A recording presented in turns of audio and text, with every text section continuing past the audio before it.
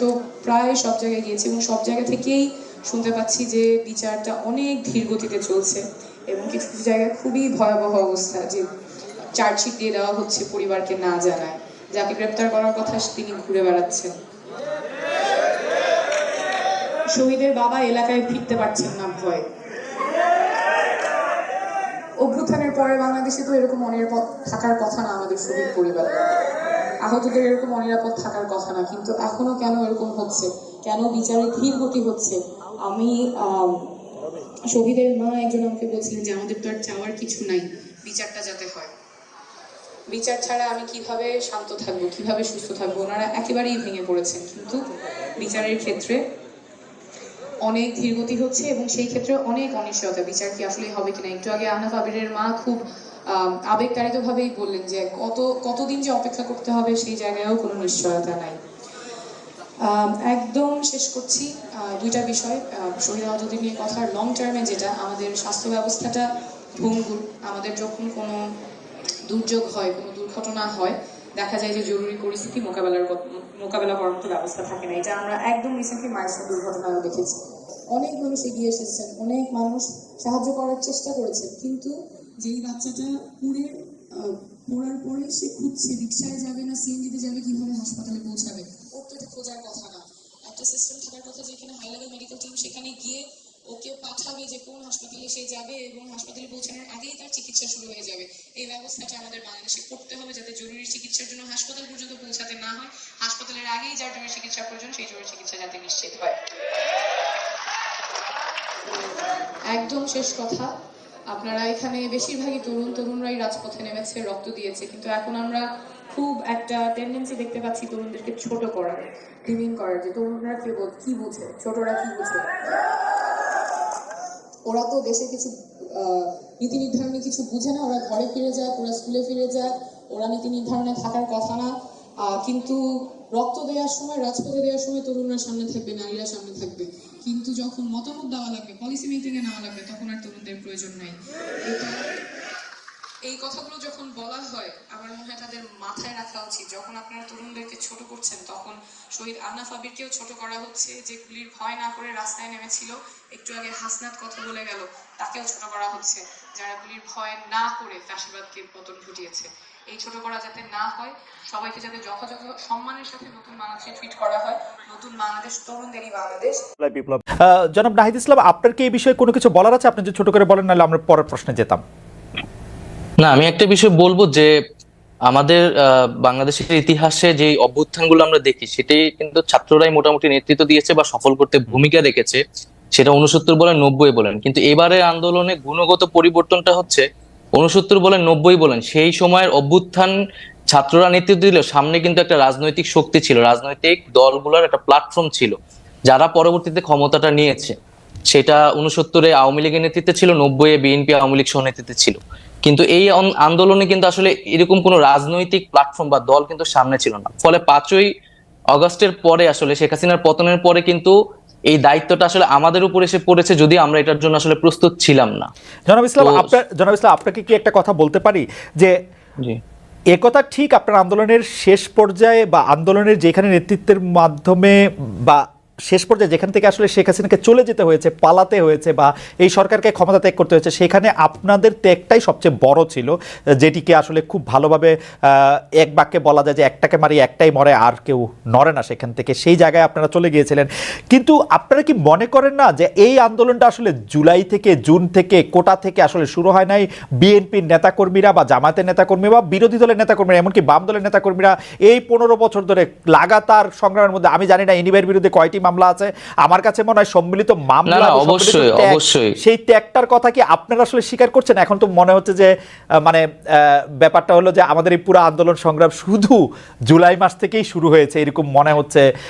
Doctor Yunus বলছেন ছাত্ররা আমাকে ক্ষমতায় বসিয়েছেন, ওরা যা এটা বলবে সেটাই বলবে হবে। এটা কি আপনারা আসলে ব্যাপারটা কিভাবে দেখেন নাহিদ? না, অবশ্যই এটা তো বিগত 16 বছর, আমরা আরো বলি 111 থেকে যেই আমাদের বিরাজনীতিকরণ শুরু হয়েছে, সেই সময় থেকে কিন্তু আমাদের এই রাজনৈতিক সংগ্রামটা, এবং আমাদের বিরোধী দলীয় নেতাকর্মীরা যেই আত্মত্যাগ করেছে, নির্যাতিত হয়েছে এবং নির্যাতিত হওয়ার পরেও তারা বারবার মাঠে নেমেছে তারা নামার কারণে কিন্তু একটা রাজনৈতিক পরিবেশ আমরা পেয়েছি, কথা বলার মিনিমাম পরিবেশ কিন্তু আমরা পেয়েছি, যে জায়গায় আমরা নেমে কথা বলতে পেরেছি। এবং এই অভ্যুত্থানেও আমরা সকল রাজনৈতিক দলের সেই ভূমিকাকে স্বীকার করি, এবং তারা ভ্যানগার্ডের মতো ছিল, গুলির সামনে ছিল। এবং ব্যক্তিগতভাবে বললেও কিন্তু ছাত্রদল বলেন বা শিবির বলেন বা বামপন্থী সংগঠন, প্রত্যেকেই আমাদেরকে নানাভাবে সহযোগিতা করেছে, ব্যক্তিগতভাবে আমাদের জীবন রক্ষার্থেও। এই প্রশ্নে কেউ কেউ কইতেছে যে আপনাদেরকে ডিজিএফআই, এনএসআই, সরকার এরকম টাকা দিচ্ছে, আপনাদের দিয়ে একটা দর করতেছে, বলেন এবার। আচ্ছা খালেদ ভাই, আমি একটা কথা বলি। যেমন আমি ব্যক্তিগতভাবে লাস্ট 15 দিন ধরে একটা প্রাডু চড়তেছি। প্রাডু গাড়িটার দাম হচ্ছে 1,80,00,000 টাকা। প্রাডু চড়তেছি, হয়তো আগামী সপ্তাহ থেকে ওডি চড়বো। ওডি যেমন আমার অ্যাকোয়েন্টেন্সের মধ্যে প্রাডু আছে, ওডি আছে, তারপর হচ্ছে বিএমডব্লিউ আছে, তারপর হচ্ছে মার্সিডিজ আছে, করোলা এক্স থেকে শুরু করে আলফ্রাডো পর্যন্ত আছে, রাইট? এখন আপনার কি মনে হয় না যে হাসনাত আব্দুল্লাহ একটা আন্দোলন করেছে? খালেদ ভাই, আপনার গাড়িটা কি, মানে আপনি কি মডেলের গাড়ি এখন ব্যবহার করেন? এখন নিউ ইয়র্কে গাড়ি নাই, মানে নিউ ইয়র্কে গাড়ি নাই, মানে গাড়ি তো ছিল, কি গাড়ি আছে আপনার? আমার জার্মানিতে ভক্সওয়াগন ছিল, ওরা ফক্সওয়াগন বলে। আচ্ছা, ভক্সওয়াগন বা ফক্সওয়াগন হোয়াটএভার। আপনার কি মনে হয় না বাংলাদেশে এরকম হাসনাত আব্দুল্লাহ অন্তত 100টা খালেদ ভাই আছে যে তাকে গাড়ি দিতে পারে? হ্যাঁ, না না না, এগুলি নিয়ে কিন্তু আমার কোনো আপত্তি নাই, কিন্তু আসতেছি ভাই। ঠিক একইভাবে এই 100টা খালেদ মহিউদ্দিন ভাই বাংলাদেশে এরকম ফক্সওয়াগনের মালিক যেমন আছে, তারাই চায়, এই শুভাকাঙ্ক্ষীরাই চায় যে তাদের একটা প্রোগ্রাম হবে। ভাই, আমরা একটা প্রোগ্রাম আয়োজন করতেছি, আপনারা আসেন, সেখানে মানুষের সাথে আপনারা কথা বলেন। মানুষের আপনাদের প্রতি অনেক ধরনের হচ্ছে নেতিবাচক ধারণা রয়েছে, তাদের অনেক জিজ্ঞাসা রয়েছে, তারা অনেক কিছু জানতে চায়, অনেক কিছু বলতে চায়। আমরা সেই জিনিসটা তাদের আয়োজনে গিয়েছি। 100 খালেদ মহিউদ্দিন সেই কাজগুলো করে। 100 খালেদ মহিউদ্দিন বাংলাদেশে 100, 1000 খালেদ মহিউদ্দিন আছে। না না, আমার 50 লক্ষ খালেদ মহিউদ্দিন আছে, অসুবিধা নাই। কিন্তু আমার কাছে মনে হয় যে এই যে আপনি প্রাডো চড়তেন, এখন প্রাডো চড়তেছেন, ওডি চড়তেছেন, মার্সিডিজ চড়বেন, বিএমডব্লিউ চড়বেন, সেগুলো ঠিক আছে, কিন্তু আপনার সাথে কি এদেরই বেশি বন্ধুত্ব হইতেছে রিক্সাওয়ালা বা টয়োটাওয়ালাদের সাথে? আমার রিক্সাওয়ালাদের সাথে সম্পর্ক আছে, আমার মানে প্রাডো, ওডি, মার্সিডিজ, বিএমডব্লিউ যাদের আছে, তারা কি হাসনাত আব্দুল্লাহর কাছে বেশি কাছে যেতে পারতেছে যে আমার কথাটা আপনি বেশি শুনেন? আমি এই যে প্রাডুটা নিয়ে হচ্ছে রিক্সাওয়ালাদের কাছে যাচ্ছি, প্রান্তিক জনপদের কাছে যাচ্ছি, মানে প্রাডুটা নিয়ে যাইতেছি, প্রাডোটা নিয়ে যাইতেছি। এই প্রাডোটা কি আপনি একটা স্টেটমেন্ট হিসেবে ব্যবহার করতেছেন যে দেখো আমার কাছে একটা প্রাডো আছে? কারণ আপনি ইচ্ছা করলে একটা টয়োটাওয়ালারও নিয়ে যেতে পারতেন, তাই না? আমার এটা বুঝাইতে চাইতেছি যে I have access to everything. আমার হচ্ছে you have access to everything, really. Corolla X থেকে শুরু করে, যেমন মিডিয়া একটা অ্যাসাসিনেশন কি হইতেছে, যেমন আমি গতকাল একটা হচ্ছে আপনাকে ক্যারেক্টার অ্যাসাসিনেশন কিভাবে হয় খালেদ ভাই দেখেন, আপনাকে জাস্ট একটা এক্সাম্পল দিই। গত পরশুদিন একটা নিউজ হইছে এবং প্রথিতযশা বিভিন্ন মিডিয়া নিউজ করছে, হাসনাত এবং সার্জিসের বাসায় 200 কোটি টাকা এবং 100 কোটি টাকা পাওয়া গিয়েছে। প্রতিদিন মিডিয়া বলতে আমি তো পড়ি নাই, কোনটা এটা মিডিয়া? কালের কণ্ঠের মধ্যে আসছে, কালের কণ্ঠ হচ্ছে অনলাইন ইয়াতে, এবং নিচে করে কালের কণ্ঠ, এবং নিচে ছোট করে লেখা আছে বিস্তারিত কমেন্টে, এবং বিস্তারিত কমেন্টে একটা লিংক দেওয়া আছে। লিংকের পুরাটা পড়ার পরে যে এটা হচ্ছে একটা মিথ্যা তথ্য। এই যে দেখেন, এই যে হাসনাত প্রাডু চড়ে, হাসনাতে হচ্ছে একটা এক্স করোলা আছে, হাসনাত তো ভাই না খায় ছিল। এই যেই খবর আবার নিচে দিয়ে মিথ্যা লেখা দেয়, এটাতে আমরা আলোচনা করে সময় নষ্ট না করি।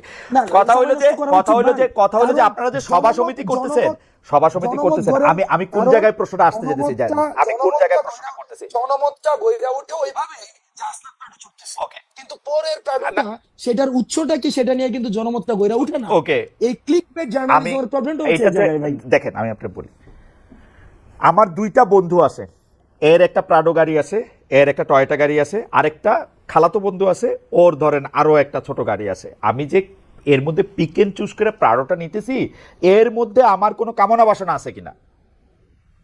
না, আমার মধ্যে যেটা কমফোর্ট ফিল করতেছি আমি সেটা নিয়ে যেতেছি। কিছু এমনও তো ওভারও তো চড়তে হয় মাঝে মাঝে। আচ্ছা, মানে যেটাতে আপনি কমফোর্ট ফিল করতেছেন, আপনি ইউ আর কমফোর্টেবল, মানে এইটাতে এইটা আমি কেন জিজ্ঞেস করছি আমি বলি তারা কিছু এই বন্ধু, আমরা আপনি ইংরেজি সাহিত্যের ছাত্র, আপনি কিন্তু বারবার মানে ইংরেজি সাহিত্যের কথা বলতে হয়। আপনি কি কখনো দেখছেন যে কেউ কোনো বন্ধুত্বের বিনিময়ে কিছু আশা না করে? যারা আপনার সাথে এই বন্ধুত্বটা এখন করতেছে, তারা আপনার থেকে কিছু আশা করতেছে না? না ভাই, বন্ধুত্ব না তো।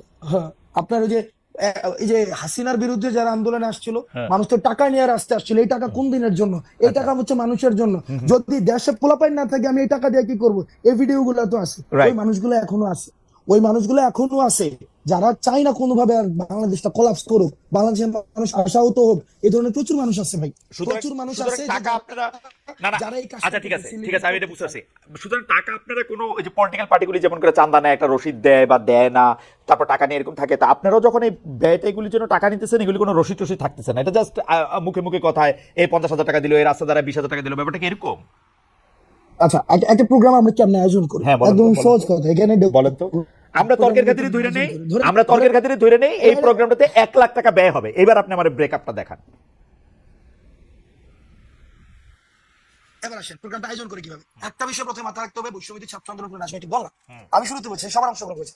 এবার ধরেন খালেদ মহিউদ্দিন ভাই চাইতেছে তার এলাকায় মানুষ কথা বলতে চায়, তার এলাকায় যারা আন্দোলন করেছে তারা আমাদের সাথে কথা বলতে চায়, তারা আমাদের বিষয়ে কিছু কিছু বিষয়ে তারা ক্ষুব্ধ, তারা আমাদের বিষয়ে তারা কিছু ইস্যু আছে, এবং একই সাথে তারা কিছু আশা আকাঙ্ক্ষার কথা বলতে চায়। আমরা সেখানে যাই, খালেদ মহিউদ্দিন কি করে সেই প্রোগ্রামের আয়োজন করে, সেই প্রোগ্রামে এলাকার মানুষ থাকে, যারা আন্দোলন অংশীজন ছিল তারা থাকে, তারা নিজস্ব ফান্ডিং এ সেই কাজটা করে।